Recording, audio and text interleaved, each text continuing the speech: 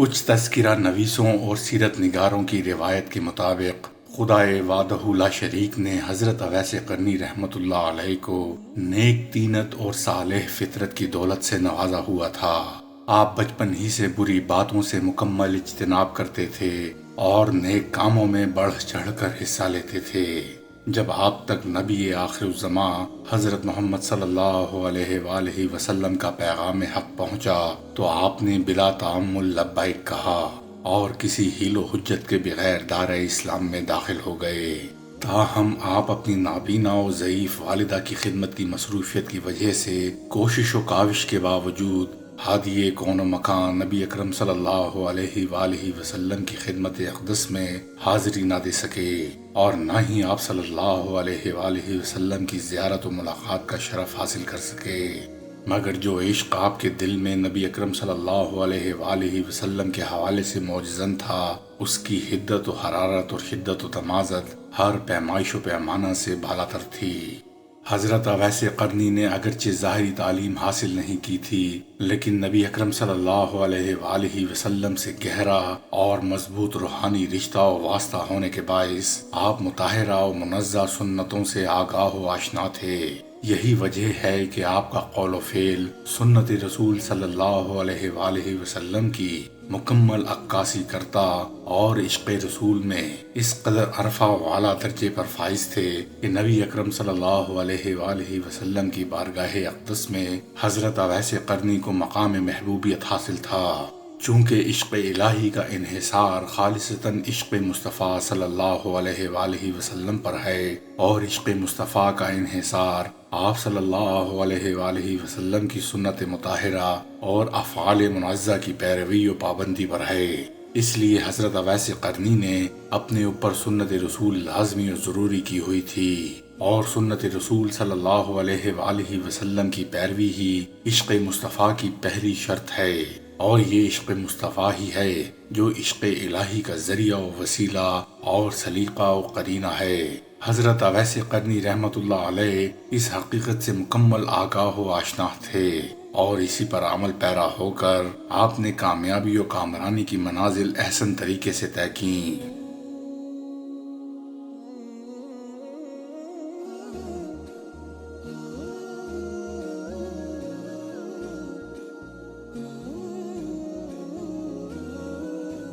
جہاں اللہ تعالیٰ کا بندہ خدا اور رسول اکرم صلی اللہ علیہ وآلہ وسلم سے محبت کا اظہار خدا اور رسول کے احکامات کی پیروی میں کرتا ہے، وہاں خدائے بزرگ و برتر اپنی محبت کا اظہار اپنے بندوں پر بخشش و کرم اور لطف و عنایت کے ذریعے کرتا ہے، اور یہ الطاف و اکرام کی بارش ہی تھی کہ حضرت اویس قرنی رحمۃ اللہ علیہ ولایت و طریقت کے اعلیٰ مقام کے حامل تھے۔ یہ خدا اور رسول صلی اللہ علیہ وآلہ وسلم کے احکامات کی پیروی ہی تھی کہ حضرت اویس قرنی ہمہ وقت عبادت و ریاضت میں مصروف رہتے۔ آپ نماز پنجگانہ کی پابندی کے ساتھ ساتھ نماز تہجد میں بھی کبھی غفلت نہیں برتتے تھے، جبکہ رات کا بیشتر حصہ نوافل پڑھنے میں صرف کرتے اور دن کا بیشتر حصہ قرآن پاک کی تلاوت میں گزارتے۔ حضرت اویس قرنی اکثر روزے سے ہوتے، سحری اور افطاری میں زیادہ تر کھجوریں اور دودھ استعمال کرتے، کچھ مل جاتا تو سحری اور افطاری کر لیتے،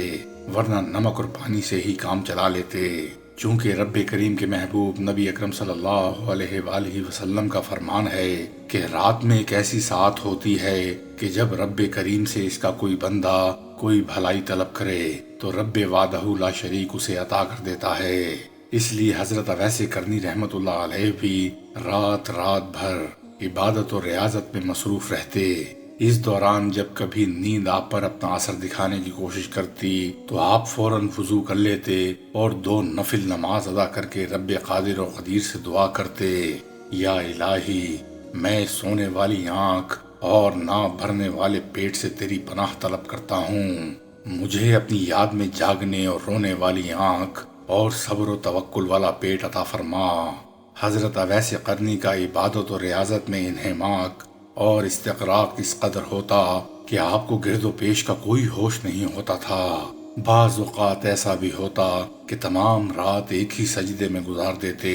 خدا اور رسول صلی اللہ علیہ وآلہ وسلم کے عشق میں مست رہتے اور تنہائی و تخلیہ پسند تھے۔ آپ فرماتے تھے کہ لوگوں سے میل ملاپ آپ کی عبادت و ریاضت میں وقفے کا باعث بنتا ہے،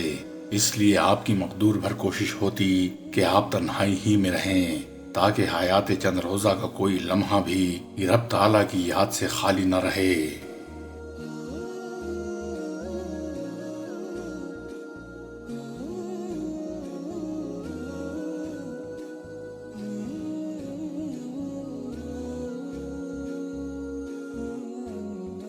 نبی اکرم صلی اللہ علیہ وآلہ وسلم کے خادم حضرت ربیعہ بن کعب رضی اللہ تعالیٰ عنہ کے بیان کو صحیح مسلم میں نمایاں جگہ دی گئی ہے۔ حضرت ربیعہ بن کعب رضی اللہ تعالیٰ عنہ فرماتے ہیں کہ میں رات کے اوقات و لمحات میں نبی اکرم صلی اللہ علیہ وآلہ وسلم کے ساتھ ہی رہتا تھا۔ آپ صلی اللہ علیہ وآلہ وسلم کے وضو فرمانے کے لیے پانی کا انتظام و اہتمام کرتا اور کوئی ضرورت ہوتی تو پوری کرنے کی سعی کرتا۔ ایک دن رحمت للعالمین صلی اللہ علیہ وآلہ وسلم نے مجھ سے پوچھا، ربیعہ تم کچھ مانگنا چاہتے ہو تو مانگو۔ میں نے عرض کیا، یا رسول اللہ صلی اللہ علیہ وآلہ وسلم، میں جنت الفردوس میں آپ صلی اللہ علیہ وآلہ وسلم کے ساتھ رہنا چاہتا ہوں۔ نبی رحمت صلی اللہ علیہ وآلہ وسلم نے پھر پوچھا، ربیعہ اس کے علاوہ کچھ اور مانگنا ہو تو مانگو۔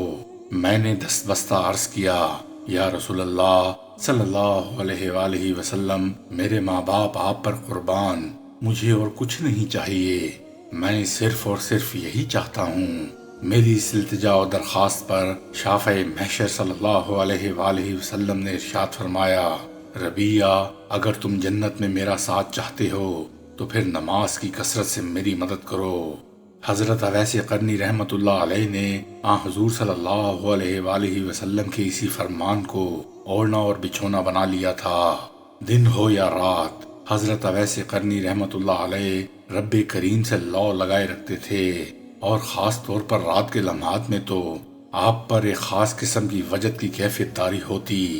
آپ کی عبادت و ریاضت سرور کائنات صلی اللہ علیہ وآلہ وسلم کے اس فرمان کی حرف بہ حرف عکاسی کرتی تھی، جس میں آپ صلی اللہ علیہ وآلہ وسلم نے فرمایا کہ رات کو عبادت کیا کرو، کیونکہ یہ گزشتہ نیک لوگوں کا طریقہ ہے۔ بے شک رات کا قیام رب کریم کی قربت کا سبب بنتا ہے، اس سے گناہوں کا کفارہ ادا ہوتا ہے۔ رات کی عبادت جسمانی بیماریوں کو دور کرنے والی اور گناہوں سے روکنے والی ہے۔